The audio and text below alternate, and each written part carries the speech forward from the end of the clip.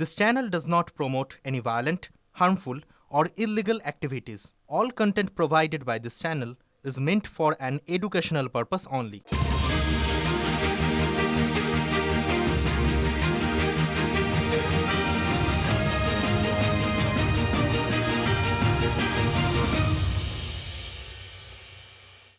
তৃণমূল কংগ্রেস তো জামাতিদের পার্টি, সবাই জানে।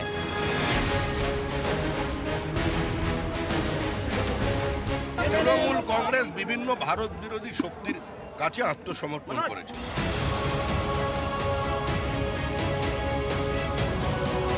মমতা বন্দ্যোপাধ্যায়ের আমলে হতো অ্যাপিজমেন্টের পলিটিক্স ছিল, তোষণের পলিটিক্স ছিল, তোষণের রাজ্য সরকার ছিল। এই রাজ্য সরকারের আমলে হবে না।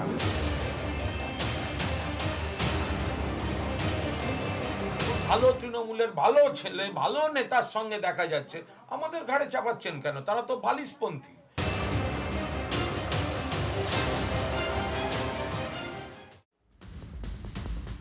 নমস্কার, TV9 বাংলায় আপনাদের স্বাগত জানাই। আমি ঠোঁট কাটা শুভজিৎ। আজ একটা প্রশ্ন দিয়ে শুরু করব। ধর্মতলায় আরশোলা মানে ককরোচ জনতা পার্টির যারা সদস্য ছিল তাদের ভিড়ে কারা মিশেছিল এ প্রশ্ন করতে বাধ্য হচ্ছি। কারা সাংবাদিকদের মানে আমার সহকর্মীদের ধোলাই পেটাই করেছে সেদিন? আরশোলা বলে দিয়েছে যে এই হামলাকারীরা তাদের কেউ নন, অর্থাৎ তারা বহিরাগত, বাইরে থেকে এসছেন। বহিরাগতরা ঢুকে পড়েছিল। মুখ্যমন্ত্রী শুভেন্দু অধিকারীও বহিরাগতদের কথাই বলেছেন, যাদের সঙ্গে নিটের কোনো রকম সম্পর্ক নেই। মানে এরা এমন বহিরাগত যে এই আন্দোলনের যে ইস্যু, সেই ইস্যুর সঙ্গে তাদের কোনো সম্পর্ক নেই, পড়ুয়াও নন। দেখুন, প্রতিবাদ মিছিলে হাঁটলেই যে নিট পরীক্ষার্থী হতে হবে বা নিটের সঙ্গে যুক্ত হতে হবে এমন নয়। আমরা জানি এই যে ইস্যুটা, যে ইস্যুতে তারা সোচ্চার হয়েছিলেন, সেই ইস্যুটাতে সমবেদনা জানিয়ে, সেই ইস্যুটার প্রতি সংবেদনশীল হয়ে সমর্থন জানিয়ে অনেকেই এসেছিলেন। দিল্লি সহ দেশের বিভিন্ন প্রান্তে আমরা দেখেছি প্রতিবাদ মিছিলে যারা যারা হেঁটেছেন তারা সবাই যে পড়ুয়া এমনটা নয়। আরশোলাদের দাবিকে সমর্থন করেও কিন্তু আন্দোলনে অনেকে সামিল হয়েছেন, বিভিন্ন ক্ষেত্র থেকে সামিল হয়েছেন। এমন বক্তব্য আমি শুনেছি, আপনাদের শুনিয়েছি, যে তারা বলছেন যে না, আমি শিক্ষিত নই, আমি পড়াশোনা করিনি, কিন্তু আমার দেশের যুব সম্প্রদায়, আমার দেশের যারা ভবিষ্যৎ, তাদের ভবিষ্যতের পড়াশোনা এবং শিক্ষা ব্যবস্থা যাতে সুরক্ষিত থাকে, সেই কারণে আমি একজন নিরক্ষর হয়ে এসেছি। কিন্তু এই আন্দোলনে সামিল হওয়া আর গুন্ডামি করা সেটা তো এক নয়। ইন সলিডারিটি বা তাদের প্রতি সমবেদনা জানিয়ে এমপ্যাথেটিক হয়ে তারা আসছেন, সমর্থন জানাচ্ছেন, সেটা এক। কিন্তু যারা এসে গুন্ডামি করছেন, সাংবাদিকদের সামনে তারা কিছু বলছেন, স্লোগান দিচ্ছেন, সেরকমটা আলাদা বিষয়, এটা বিভিন্ন প্রান্তে হতে পারে। কিন্তু তারা সাংবাদিকদের গায়ে হাত তুলছেন। আমার সহকর্মীরা তারা যখন হাতে বুম নিয়ে, তারা আমরা যেটাকে বলি পিটিসি করা, লাইভ দেওয়া, তারা যখন লাইভ দিচ্ছেন, ভাবুন তাদেরকে চারিদিক থেকে মারা হচ্ছে, তাদের গায়ে থুতু ছেটানো হচ্ছে।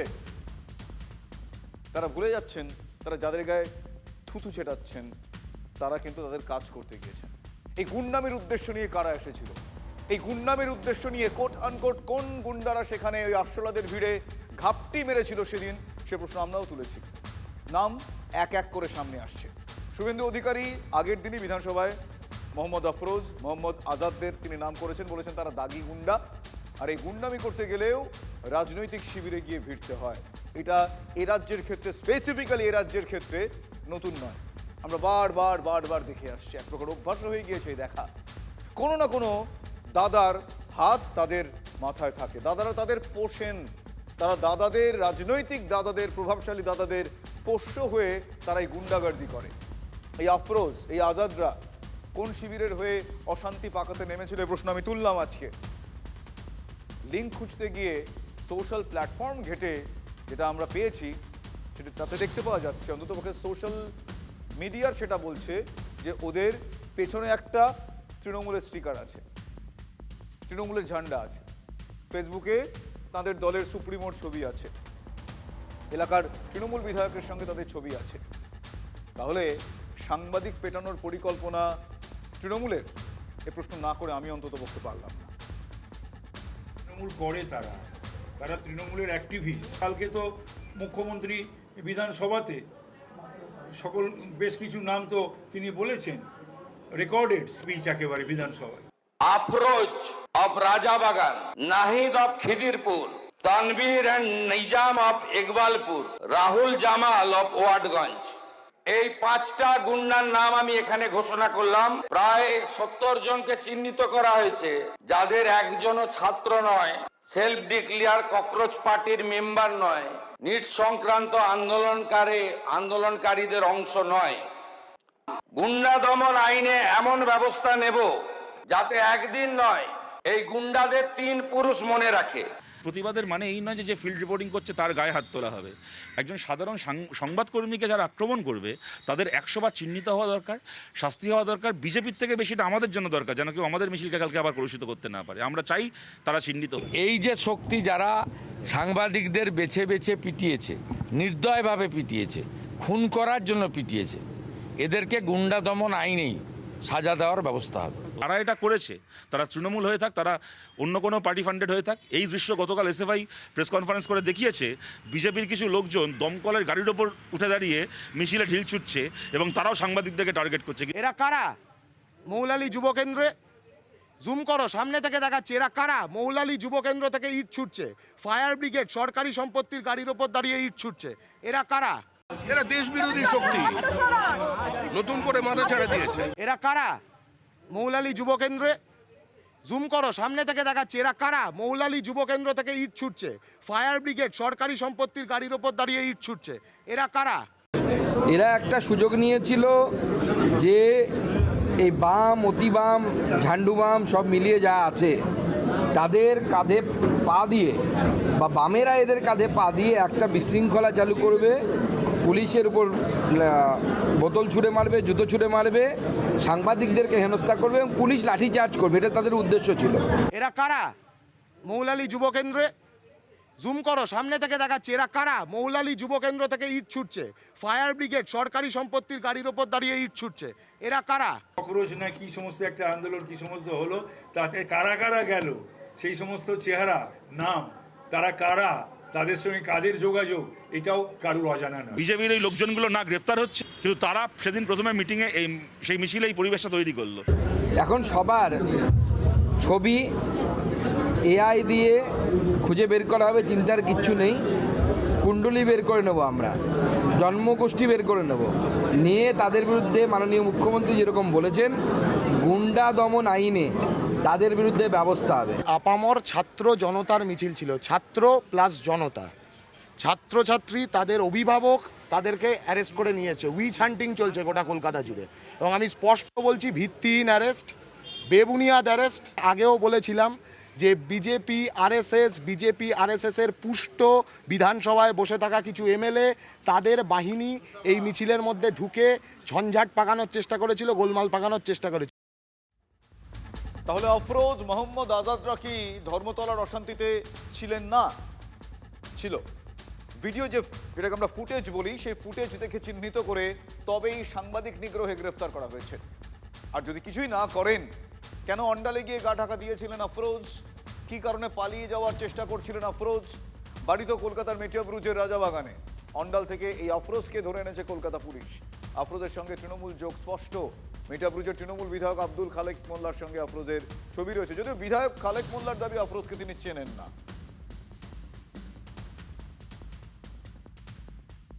আমি তো আফরোজকে চিনিই না, এবং আমি ইলেকশনে প্রায় 1 লাখ মতো ভোটে জিতেছি। সেই হিসাবে আমি বিভিন্ন জায়গায় প্রচারে গেছি, তারা সাপোর্টার হিসেবে হয়তো আমার সঙ্গে বাস দেখা যেতে পারে, কিন্তু তার সঙ্গে আমার ব্যক্তিগতভাবে কোনো পরিচয় নেই, আমি তাকে চিনিও না। তাদের সঙ্গে প্রচার করেছে তারা তো সমস্ত বালিশ তৃণমূলে চলে গিয়েছে। তো যারা বালিশ তৃণমূলে গেছে, তো ভোটের আগে তো মমতা বন্দ্যোপাধ্যায়ের ছবি লাগিয়েই তারা প্রচার করেছে, জিতেছেন তো মমতা বন্দ্যোপাধ্যায়ের ছবি ব্যবহার করে। তারপর তারা চলে গেছেন। তো যারা চলে গেছেন, তারা যারা ভালো তৃণমূলের ভালো ছেলে হয়ে গেছেন, তা তাদের দায়টা আমাদের ঘাড়ে চাপাচ্ছেন কেন? আমরা তো খারাপ। যদি অন্যায় করে থাকে তার বিরুদ্ধে আইনতে মানে আইনের পথে চলবে, তার বিরুদ্ধে অ্যাকশন নেবে পুলিশ। তার সঙ্গে আমার কোনো সম্পর্ক নেই। বুঝতেই পারলেন কোন তৃণমূলে এই আফরোজ আজাদ সেটা জানা যায়নি, কিন্তু কোনো তৃণমূলই এদের এই মুহূর্তে এই সময় দাঁড়িয়ে দায় নিচ্ছে না। এখন তো আবার তৃণমূল বললে কালীঘাট তৃণমূল না ঋতব্রত শিবির, সেটা আলাদা করে মেনশন করে দিতে হয়, নাহলে তারাও বুঝতে পারেন না যে তৃণমূল মানে কোন তৃণমূলের কথা, মানে এক তৃণমূল আরেক তৃণমূলকে বলে না ও তো আমাদের সঙ্গে নেই। খালেক মোল্লা ঋতদের শিবিরে মানে ঋতব্রত তৃণমূলের শিবিরে থাকায় আফরোজরা কিছু করে থাকলে তার দায় কেন কোট আনকোট বাজে তৃণমূলের উপর চাপিয়ে দেওয়া হবে? তৃণমূলের ঘরের এই চাপানুতরে শুভেন্দু অধিকারী কিন্তু এক প্রকার অনড়। অশান্তির পিছনে বহিরাগত মৌলবাদী শক্তি রয়েছে, জামাত। তৃণমূল কংগ্রেস তো জামাতিদের পার্টি, সবাই জানে। অর্থাৎ জামাতিদের সঙ্গে যোগ থাকবে, এটা স্বাভাবিক। এদের বন্দে মাতরম গাইতেও অসুবিধা, যদিও আমরা বাধ্য করাচ্ছি। জাতীয় সঙ্গীত গাইতেও অসুবিধা, 26শে জানুয়ারি হোক 15ই আগস্ট পালন করতে এদের অসুবিধা হয়। এদের সঙ্গে ককরোচ পার্টি নিট আন্দোলনের কোনো সম্পর্ক নেই। এরা কেউ ছাত্র নয়, এরা কমপ্লিটলি জামাতি মৌলবাদী এবং ভারতবর্ষকে দুর্বল করতে চায়, অশান্তি করতে চায়। আর গত 10 সপ্তাহব্যাপী যে বিজেপি রাষ্ট্রবাদী সরকার চলছে, তারা যে সিদ্ধান্তগুলো আইন কার্যকর করার ক্ষেত্রে নিয়েছে, সেই যন্ত্রণা থেকে এই অসভ্যতামিটা এরা করছে। এটা আন্দোলন নাকি? আরে তৃণমূল কংগ্রেস বিভিন্ন ভারত বিরোধী শক্তির কাছে আত্মসমর্পণ করেছিল। 2011 সালে ক্ষমতায় আসার সময় তৃণমূল কংগ্রেস হুজির সঙ্গে পর্যন্ত সমঝোতা করেছিল। যদি মনে করেন বিদেশি শক্তির হাত আছে, বিদেশ থেকে গিয়ে তাদের ধরিয়ে আনুন, মিটে গেল। আপনাদের হাতে রাজ্যের সিআইডি, আপনাদের হাতে কেন্দ্রের সব এজেন্সি, তাহলে শুধু বিদেশি শক্তি বিদেশি শক্তি বিদেশি শক্তি না বলে বিদেশ থেকে ধরে নিয়ে আসুন তাদের। সিমির প্রতিষ্ঠাতা সভাপতি সদস্যকে তারা রাজ্যসভায় পাঠিয়েছিল ডক্টর মনমোহন সিং এর নিষেধ সত্ত্বেও। সুতরাং তৃণমূল কংগ্রেস যা করেছে, আমি তো রাষ্ট্রদ্রোহী বলতে পারি না, কিন্তু তারা রাষ্ট্রের নিরাপত্তার সঙ্গে সমঝোতা করেছে। তাহলে দিল্লিতে কারা করছে? শুভেন্দু অধিকারী যদি বলে থাকেন যে এখানে এরা এই করছে, তাহলে দিল্লিতেও তো সাংবাদিকদের উপর হামলা হলো, দিল্লিতেও তো পুলিশ দমন পীড়ন করলো, দিল্লিতেও তো অশান্তি হলো, সেটা কারা করলো? দিল্লিতে তো ওরা অ্যালাউ করেনি, বা অন্য জায়গায়। আজাদি কি? এবং কেউ কেউ তো ন্যাশনাল ফ্ল্যাগটাই ধরতে জানে না, উল্টো দিকে ধরে রেখেছিল। এরা কেউ আন্দোলনের লোক নয়, ছাত্র নয়, এরা গুন্ডা দমন আইনে ব্যবস্থা হবে। গতকাল বিধানসভায় যা বলেছি ওটাই ফাইনাল। দেখুন, এই আজাদি নিয়ে বিজেপির রাজ্য সভাপতি তিনিও সরব হয়েছেন। তৃণমূলের সঙ্গে বামেদেরও তিনি এক ব্র্যাকেটে, এক বন্ধনী টেনে ফেলেছেন। কি বলেছেন তিনি, শোনাবো আপনাদের। এরা দেশ বিরোধী শক্তি নতুন করে মাথা ছাড়া দিয়েছে। আর এখানে যারা কমিউনিস্ট আছে, যারা এই দেশটাকে টুকরো করেছিল, যারা ভারতবর্ষকে এক রাখতে চায়নি, 28টা টুকরোতে ভাঙতে চেয়েছিল, তারা আজকে পিছনের দরজা দিয়ে এখানে ঢুকেছে। এদের বোঝা উচিত এই সরকারটা শ্যামাপ্রসাদের সরকার, বাবরের সরকার নয়। আপনি কদিন আগে বললেন, কিছুটা ইতিহাসকে বিকৃত করেই বললেন, তাও বললেন যে জ্যোতি বসু নাকি কমিউনিস্টরা নাকি শ্যামাপ্রসাদের সঙ্গে কাঁধে কাঁধ মিলিয়ে ভোট দিয়েছিল পশ্চিমবাংলাকে তৈরি করার জন্য। তা আপনি একদিন বলবেন যে কমিউনিস্টরা, জ্যোতি বসুরা রাজনৈতিক বিরোধ ভুলে গিয়ে দেশের স্বার্থে, বাংলার স্বার্থে শ্যামাপ্রসাদ মুখার্জির সঙ্গে একযোগে ভোট দিয়েছিল আইনসভায়। আবার সেই আপনি আবার দুদিন পরে এসে বলবেন যে জ্যোতি বসুর পার্টি দেশদ্রোহী পার্টি, কমিউনিস্টরা দেশদ্রোহী। সিপিএম ভাবছে কি আমরা ওদের অত্যাচারটাকে ভুলে গেছি। সিপিএম দেশ বিরোধী কাজের আগুন ধরাচ্ছে, তো ওর সঠিক জবাব আমরা সামনে দেখবেন। একটু মাঠে নামুক, এবার আমরা ওদেরকে বুঝিয়ে দেবো। যে ভাষায় ওরা বুঝবে সেই ভাষা বুঝাবো। আমাদের সিপিএমেরও পুরোনো চ্যাপ্টারে ভোলেনি, আর সিপিএম অর্জুন সিংয়ের পুরোনো চ্যাপ্টারও ভোলেনি। অর্জুন সিং তৃণমূল কংগ্রেসের ক্রিমিনাল, অর্জুন সিং তৃণমূল কংগ্রেসের মাফিয়া। আমরা কি ভুলে গেছি নাকি? দেখুন, এই অর্জুন এমন একজন অর্জুন যিনি নিজেও জানেন না ইনি পাণ্ডবদের সাইডে আছেন না কৌরবদের সাইডে আছেন। কোন কার মাঠে ঘাস খান কেউ জানে না। আমরা পুলিশকে বলছি আইনের পথে চলবে, কিন্তু ভারত তারি টুকরে হোঙ্গে আর কাশ্মীর মাঙ্গে আজাদি, এই কথা বলে কেউ যেন সুস্থ শরীরে বাড়ি না ফিরে যেতে পারে। তার জন্য অন্তত একটা সরকারি হসপিটাল এমার্জেন্সি রেখে ঘুরে যেতে হয়, ওপিডি ঘুরে যেতে হয়। আর জনতা যদি এবার জেগে যায়, এই ধরনের শব্দ উচ্চারণ করলে ভারতেরই টুকরো হোঙ্গে তাদেরই টুকরো টুকরো মানুষ করে দেবে। ভারতকে যে টুকরো করতে চাইবে তাকে টুকরোই করে দেওয়া উচিত, তাকে জেলে ভরা উচিত, তার বিরুদ্ধে নিদারুণ ব্যবস্থা নেওয়া উচিত। দেশ বিরোধী স্লোগান যারা দেবে তাদের বিরুদ্ধে আইনে কড়া ব্যবস্থা হোক, কিন্তু তার জন্য তাদের হাসপাতালে পাঠানো হোক, এটা তো অ্যানার্কি। মানে এটা এটা এটা কি করে হতে পারে? মানে আপনি আপনার অপছন্দের স্লোগান, খারাপ স্লোগান আমরাও অপছন্দ করি, কিন্তু তাকে মারার বিধান আমি দিতে পারি না। পুলিশ যাবে, তাহলে পুলিশ আছে কি করতে? সত্যিই তো, পুলিশ আছে কি করতে? পুলিশ আফরোজদের ধরছে। চিহ্নিত 70 জনের মধ্যে 14 জন ইতিমধ্যে গ্রেপ্তার হয়েছে। তাতে তৃণমূলের লোক যেমন রয়েছে, কংগ্রেসেরও সমর্থক রয়েছেন। তৃণমূলের কালীঘাট শিবিরের মুখর নেতার বিশেষ উদ্দেশ্য নিয়েই নাকি আরশোলার মিছিলে ঢুকেছিল ঋতব্রতদের আফরোজরা। এই বিশেষ উদ্দেশ্যটা কি? আন্দোলনের নৈতিক জয়ের পর দিল্লির আন্দোলনের আসল নেতা কিন্তু ধন্যবাদটা বাংলা থেকে মমতা বন্দ্যোপাধ্যায়কেই দিয়েছেন ফোনে, কিন্তু তার জন্য আমরা কোনো বিশৃঙ্খলা সৃষ্টিকারী কাজ করতে চাইনি। যারা মিছিল ডেকেছিলেন সেখানে গিয়ে কি করে এই বাহিনী ভিড়ল, এখন ভালো তৃণমূলে যারা গেছেন তারা হয়তো ভাবছেন আরও ভালো হবেন, হাতে এইসব নিয়ে ঘুরলে আরও ভালো। ভালো তৃণমূল হচ্ছেন না। তৃণমূল পাঠিয়েছে না কে পাঠিয়েছে জানা নেই। এই Metiabruz company, Park Circus company, এরা তৃণমূল সিপিএম কিছু বোঝে না। এদের একটাই উদ্দেশ্য, সেই উদ্দেশ্যটা ভালো করে পড়ুন, পড়াশোনা করুন, আপনারাও বুঝতে পারবেন। আমরা বললে আমাদের নাম খারাপ হয়, আমাদেরকে সাম্প্রদায়িক শব্দটা শুনতে হয়। এরা কখনো তৃণমূলকে ব্যবহার করে, কখনো সিপিএমকে ব্যবহার করে, কখনো অন্য পার্টিকে ব্যবহার করবে, কখনো আইএসএফকে ব্যবহার করবে, কখনো কংগ্রেসকে ব্যবহার করবে। এদের কোমর ভেঙে না দিলে পরে এই বিষ ভারতবর্ষ থেকে যাবে না, বাংলা থেকে যাবে না। সংগ্রহ করেছে 15টা লাঠি, মানে ঝান্ডার ডান্ডা, আর হচ্ছে যে কতগুলো জলের বোতল, আর কতগুলো স্টোন চিপ। রাস্তায় কাজের জন্য যে সমস্ত স্টোন চিপ ওরা সংগ্রহ করেছে সেই স্টোন চিপের মেজারমেন্টও উল্লেখ করেনি। যে ইট পাটকেল ছোড়ার যে গল্প এখানে রেখেছেন, রায়োটিং এর কথা যে বলেছে, সেই ধরনের ইনস্ট্রুমেন্ট, যে গ্রিভিয়াস ইনস্ট্রুমেন্টের দ্বারা ইনজিওর্ড হওয়া, সেই ধরনের কোনো ইনজুরির তথ্য তুলে ধরতে পারেনি। আদালতের নির্দেশ আগামী মঙ্গলবার পর্যন্ত ইনভেস্টিগেশনের স্বার্থে রাখা হলো। মঙ্গলবার এই আসামিদের কোর্টে প্রোডাকশন হবে, ওই দিন বেলের আবার জামিনের কথা বিবেচনা করে। 14 জনই থাকবে। মুর্শিদাবাদের রঘুনাথগঞ্জে সিমেন্ট কারখানায় তাণ্ডব। সিমেন্ট কারখানার অফিসে ঢুকে দেদার ভাঙচুর চালানো হয়, মারধর করা হলো কারখানার পরিবহন বিভাগের কয়েকজন কর্মীকে। তাণ্ডবে অভিযুক্ত কারখানার শ্রমিক ইউনিয়নের কয়েকজন তৃণমূল সদস্য। হামলার প্রতিবাদে কাজ বন্ধ রেখে প্রতিবাদ গাড়ি চালকদের। নিরাপত্তার দাবিতে কর্মবিরতি, সিমেন্ট কারখানায় অচল অবস্থা।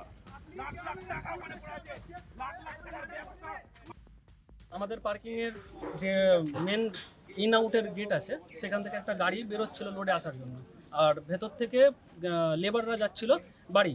সেই সময়তে একটা 6 চাকার সাথে বাইকের হালকা একটু সংঘর্ষ হয়। সেই যেমনই স্পটে গেছে তেমনই লেবারদের যারা আরও লোকজন ছিল তারা সবাই মিলে ওকে মারধর করে। মারধর করার পরে আমাদের ট্রান্সপোর্ট অফিসে খবর যায়। আমরা সবাই শোনার পরে ট্রান্সপোর্ট অফিসেই ছিলাম। HR স্যার আমাদেরকে ভেতরে ডেকে পাঠায়, প্রত্যেক ট্রান্সপোর্ট থেকে একজন করে। আমরা HR স্যারের সঙ্গে দেখা করার জন্য যখন গেটের কাছে আসি, তখন আমাদেরকে মোটামুটি 10-12 জন আমরাকে ঘিরে ধরে এবং সাথে সাথে আমাদেরকে এলোপাতারি মারতে শুরু করে। সিঙ্গুরে শিল্প ফিরবেই, রাজ্যে টাটাকে ফেরানোর চেষ্টা চলছে। যে কোনো মূল্যে টাটাকে রাজ্যে ফেরানো হবে। সিঙ্গুরের শিল্পায়ন নিয়ে দাবি করলেন সুকান্ত মজুমদার। কেন্দ্রীয় শিক্ষা প্রতিমন্ত্রীর আরও দাবি, তৃণমূলের জন্য রাজ্যের ভাবমূর্তি তলানিতে চলে গিয়েছে। দেখুন, সিঙ্গুরে অবশ্যই শিল্প ফিরবে এবং টাটাকে আমরা এই রাজ্যে ফেরত আনার জন্য যা যা করা দরকার আমরা করব। আমাদের রাজ্য সভাপতিও বলেছেন, আমাদের শিল্পমন্ত্রীও বলেছেন, আমরা সিঙ্গুর নিয়ে আলাদা করে ভাবব। আমরা চাই সিঙ্গুরে শিল্প হোক। এখানে এমনিতেই আপনারা জানেন বেশ কিছু শিল্প আছে, বিশেষ করে ইমিটেশন গয়না তৈরির শিল্প আছে, অন্যান্য কিছু শিল্প আছে। তার সাথে সাথে আরও কিছু শিল্প হোক, সেটা আমাদের প্রচেষ্টা শুরু হয়ে গেছে। একটু সময় দিন, কারণ এই রাজ্যের এতদিনের এই রাজ্যের যে ভাবমূর্তি ছিল সেই ভাবমূর্তিকে পরিবর্তন করতে সময় লাগছে। দেখুন, টাটাই ফিরবে কি না আমার জানা নেই, কিন্তু শিল্প ফিরবে এটুকু আপনাদেরকে গ্যারান্টি দিচ্ছি।